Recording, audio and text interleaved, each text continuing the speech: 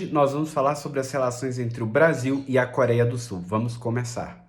Bem-vindas a mais um episódio do canal Diplomacia com Café. Hoje traremos as relações entre Brasil e Coreia do Sul.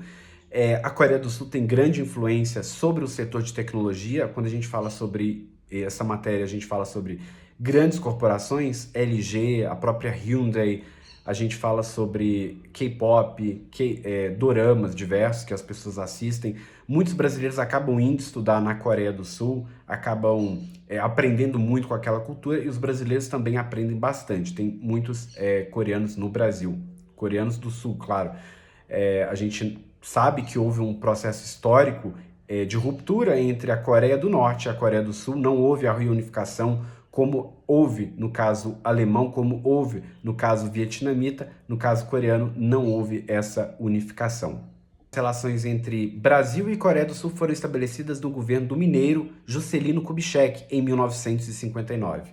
Quando a gente fala sobre a abertura da primeira embaixada, a gente fala sobre a Coreia do Sul abrindo, não é, embaixada no Rio de Janeiro em 1962. E 3 anos depois, no governo Castelo Branco, o Brasil abre uma embaixada em Seul, que é, claro, a capital da Coreia do Sul.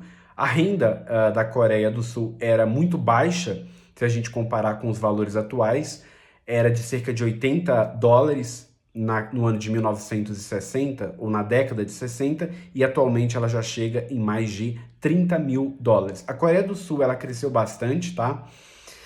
Ela não é uma das 10 maiores economias do mundo, ela é a 13ª, de fato. O Brasil é a 11ª, a Rússia, inclusive, entre aspas, tomou esse lugar do Brasil. Inclusive, o Brasil teve déficit com a própria Rússia, mas teve superávit com a Coreia do Sul em 2025, de cerca de $168 bilhões.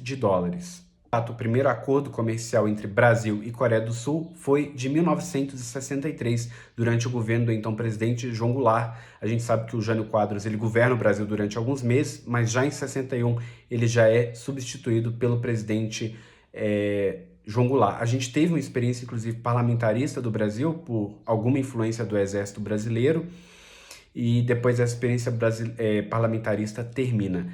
Bom, a gente sabe que o presidente FHC vai ser o primeiro presidente do Brasil a visitar a Coreia do Sul no ano de 2001. Então, isso daí é algo muito relevante para se ter em conta nas relações bilaterais, uma vez que o presidente coreano já havia feito isso bem antes. O primeiro presidente coreano a visitar o Brasil foi Kim Il-sung em 1996, o primeiro ano da posse do então presidente FHC. As nossas solidariedades ao presidente FHC, justamente pelo que ele tem passado, e também para sua família. A indústria de transformação domina a pau de importações que vem da Coreia do Sul, é praticamente total em relação às importações brasileiras daquele país, e por parte do Brasil, em direção ao país asiático, temos 3 setores principais. A indústria extrativa, que concentra principalmente o petróleo brasileiro; em segundo lugar, a indústria de transformação; e em terceiro, a agricultura. No setor da agricultura, a gente tem 4 tradicionais produtos, entre eles a soja e o café não torrado. O café permanece como o primeiro, inclusive o Brasil exporta muito café também para a Alemanha. A corrente de comércio entre Brasil e Coreia do Sul ficou em cerca de $10,8 bilhões. A gente sabe que a população da Coreia do Sul é cerca de 1/4 da população brasileira, 25%, entre 51 e 52 milhões de habitantes. A população está decrescendo, tá? A população brasileira ela teve o menor crescimento já registrado na sua história, como aponta o censo do IBGE 2022, mas não é negativa. A da Coreia do Sul é negativa. A pirâmide etária da Coreia do Sul ela é praticamente invertida. Não é a tradicional pirâmide em que a gente tem uma base realmente grande e um topo se afunilando. Não, a Coreia do Sul tem uma base muito afunilada e um topo que vai ficando muito maior, tá? De fato, a gente tem, então, o próprio ministro do governo Bolsonaro, Fábio Faria, foi à Coreia do Sul, então ministro de telecomunicações, para poder discutir sobre a questão do 5G. Aquilo se tornou aparentemente um tabu, não é? Num período de polarização entre os conservadores que defendiam de fato um 5G não controlado diretamente pela China e outros que defendiam uma outra modalidade dessa nova tecnologia. Então, o ministro Fábio Farias foi até a Coreia do Sul para poder dialogar com a empresa Samsung, inclusive firmando memorando de entendimento. Então, de fato, essas relações são, de certa forma, próximas e o Brasil e a Coreia do Sul têm pontos em comum, principalmente na área de tecnologia. A gente vai falar, claro, do tema da nossa live que a gente buscou tratar, que é justamente a questão da inteligência artificial. De fato, a Coreia do Sul ela tem surpreendido o mundo de IA porque ela se situa no terceiro lugar após, claro, China e Estados Unidos. A gente mede justamente esses postos de quem está na frente da IA pelo número de pesquisadores em inteligência artificial e também em criação de modelos. Quando a gente fala sobre esses novos modelos que são lançados por empresas como a OpenAI, a própria Google, a empresa DeepSeek, a própria Anthropic, Claude, a gente está falando sobre empresas que criam modelos inovadores cada dia que passa. Então, de fato, nós estamos falando sobre tecnologia de ponta que tem uma cadeia de produção complexa e que passa, inclusive, por vários países, tá? Inclusive rivais. De fato, envolve terras raras, minerais críticos. O Brasil é importante nesse cenário atual, por ter a segunda maior reserva do planeta. Claro, ter a maior reserva não significa justamente ter o know-how técnico e científico para poder produzir circuitos integrados, algo que a Coreia do Sul possui, a própria China e os Estados Unidos também a possuem.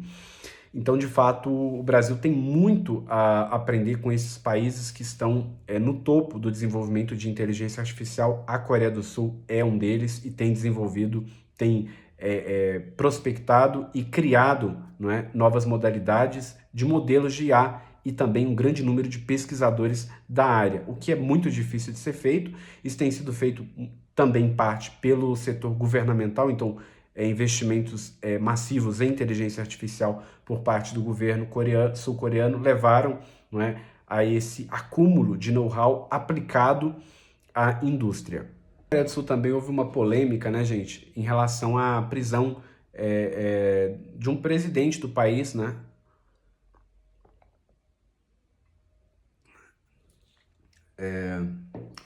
Hoje não é café, é água, tá? Em relação ao presidente do país. Então, de fato, a gente teve esse imbróglio, né, por causa de uma tentativa de golpe de Estado recente. Eu acho que todo mundo ficou sabendo dessa notícia, mas hoje a gente não vai falar sobre isso.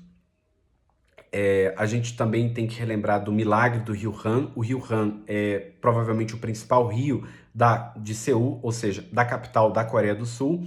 E esse rio, ele foi o local onde indústrias se prosperaram e se proliferaram num contexto de urbanização crescente. Isso levou, não é, de fato, a Coreia do Sul a se tornar essa potência que é hoje em dia uma potência regional e até global. De fato, é um dos países do G20, né, que congrega as 20 maiores economias do mundo, além de duas organizações que são a União Africana e a própria União Europeia. Então, é um país de peso para a economia asiática e também para a economia mundial.